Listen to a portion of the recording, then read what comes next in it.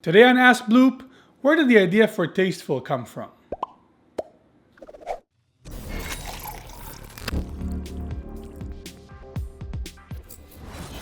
Welcome to AskBloop, more from BloopAnimation.com. It's Friday and it's time for your questions. Will you one day make a Q&A about you specifically? I'm not sure about that, but you guys can feel free to post questions about me and I'll try to answer them as best as I can. Is there a term for faking 2D animation using 3D, like in Paperman? This kind of technique is usually referred to as a 2D 3D hybrid, and while there are many ways to add that 2D look to your 3D film, I tried that on Lift Up, as long as it's not drawn and based on a 3D model instead, I'd say it's still just 3D. Paperman truly created a hybrid by enabling the artist to draw directly on the models to add that traditional animation feel to the final result. But this technique has rarely been used elsewhere. Where did you get this story idea for Tasteful? So in case you missed it, I released the finished previs for our upcoming animated short film Tasteful last week. Make sure you watch it if you haven't yet. As for coming up with a story, I gotta say my personal way of constructing these stories for the short films I made is more methodical than inspirational. None of these stories just came to me. They were built over time. I wrote an entire article on how I came up with the story for Lift Up, and you can see how methodical that was. And while Tasteful's story is a bit more complex,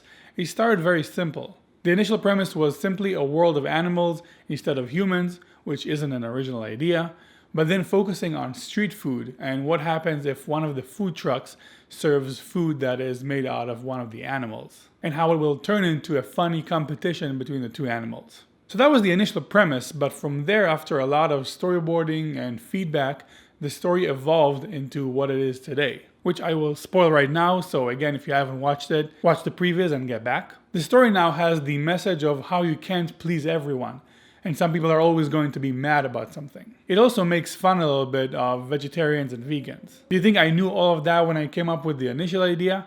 Not at all. The ending with the cucumber wasn't even in the script.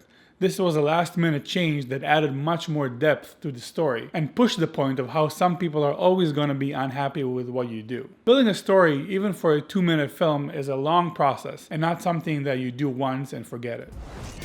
That's all the questions for today. Don't forget to watch the finished previs for Tasteful. And if you have any questions or comments, write them down below. See you next week.